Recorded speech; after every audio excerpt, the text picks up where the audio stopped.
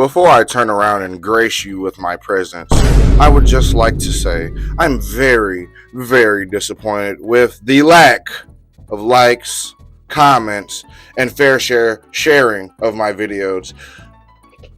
I will murder every, and I mean, I will murder every single one of you guys. I'm simply a force to be reckoned with. I am no one to be played with. Quite frankly, I would even go as far as saying, I'm him. The fuck is that? Shit! I'm dying in this fucking country ass. Yo, what is up, guys? It's your boy Super Criminal coming at you with another video. I'm feeling a little bougie today, so I'm gonna keep the sunglasses. I'm a little chopped. It's Wednesday, man. I'm tired. I'm at work. I'm on break.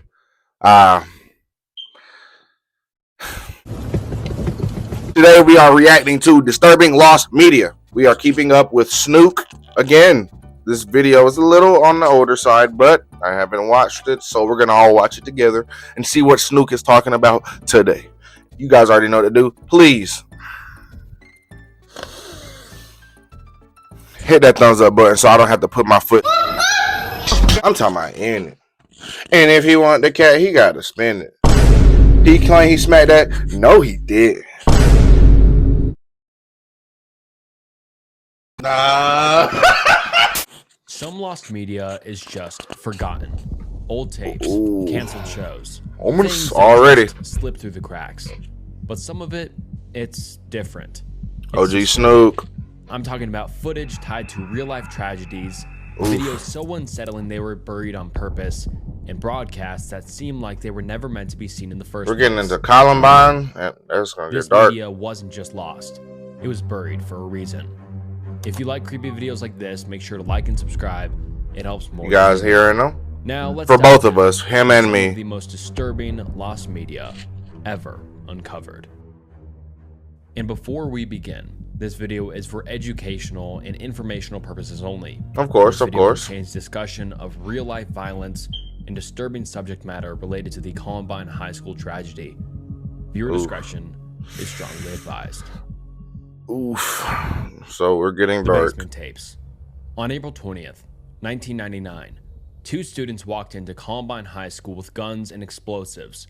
Eric Harris I still think. and Dylan Klebold killed 13 innocent people, Oof, themselves, bro.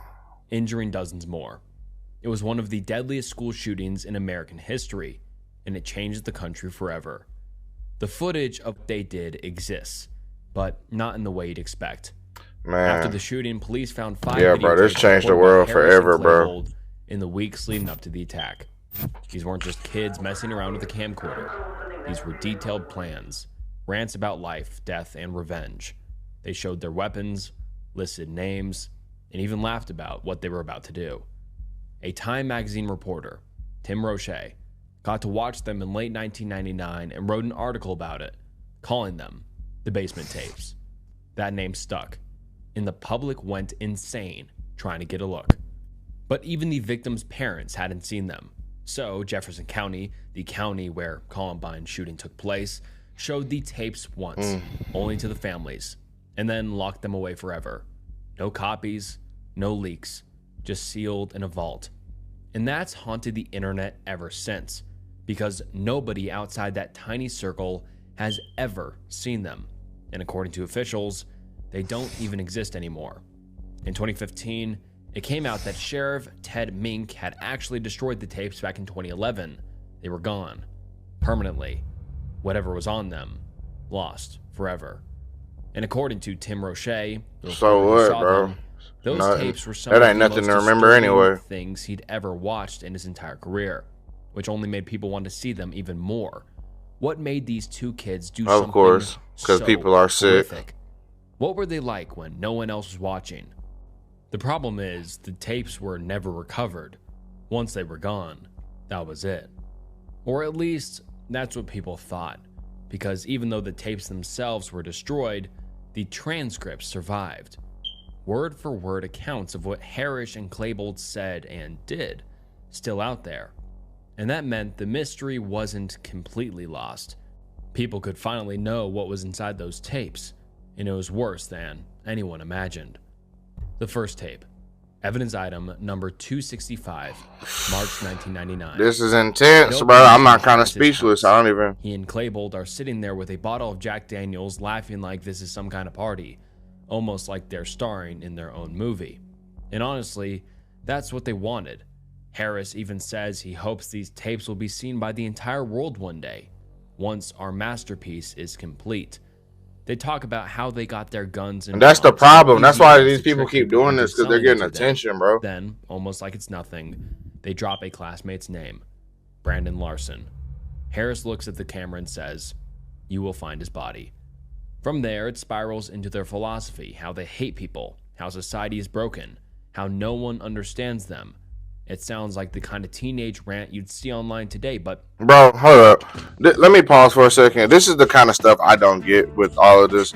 Bro, everyone's life kind of sucks, bro. You know what I'm saying? Everyone has to work. We all pay bills. You know what I mean? Everyone has to get a job eventually. We know society's trash. But as an American, I can gladly say we're spoiled, bro. We have... Bro, Americans don't even realize running water, lights. Look behind me, bro. I got LED lights, bro. Like, I have AC, food I can go get from a restaurant. And if you've ever worked at a restaurant, you know how much food these restaurants throw away at night. Bro, we as Americans are so spoiled, bro. I get it. Everything sucks. It sucks. Bro, sometimes you just gotta suck it up. There's people like this going on. Our society is crumbling. I must kill everyone. I'm not saying you can't be passionate and because you know what I mean. I'm passionate about society. Society is terrible. That don't mean I'm finna go kill a bunch of people. You know that, bro. Come on, bro. Come on. These dudes will always be the most down, scum of the earth, garbage can.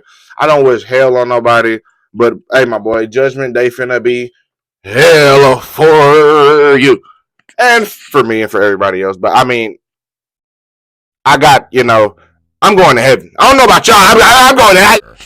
Because these two already knew what they were about to do. Oh, tape man. Cuts out static and jump cuts, then picks up again later that night. Now they're bragging about how many people they're going to kill, joking about who might direct a movie about their lives. Spielberg, Tarantino. See? They laugh like it's just one big joke. They even talk about credit card fraud. How easy. Right, and the fact that they actually got movies and stuff made about them. Harris looks straight into the camera and says he knows the police will see these one day. He laughs, saying they'll probably slice up the footage to twist what we're saying. And then it gets even darker. They talk about mailing copies of the tapes to 4 major news networks. Harris holds up his personal journal, calling it his writings of God. And that's how it ends. No dramatic outburst. No last laugh, just a calm, almost casual promise that what they're planning is going to shock the entire world.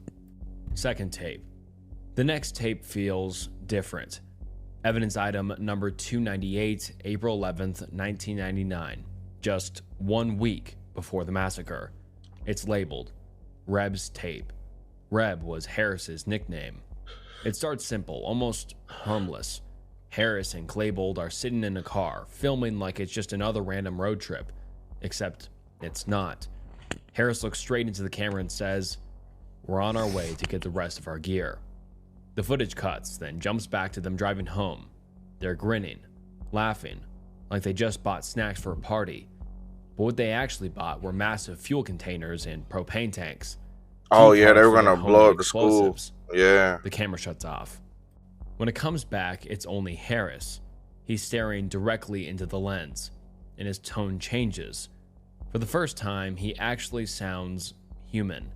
He apologizes to his family, says it isn't their fault, says he loves them. He knows what he's about to do will destroy them, but he's already too far gone. 7 1/3 days left, he says, almost like he's counting down to a vacation. Then he lists 5 names. No context, just names. And then comes the journal again. He holds it up, calls it the writings of God. Inside are his violent sketches, strange notes about fate and revenge, and ramblings about destiny. The tape ends quietly, but the Want to message be is deep clear. so bad, This bro. isn't These just an dudes are attack. This is a cornballs, bro. legacy they want carved into history. And the second tape of this one, just random school footage. Harris, Claybold, and a couple of other kids messing around with the camera. Totally normal teenage stuff, which somehow makes it even worse because in the middle of that ordinary life, this massacre was already in motion.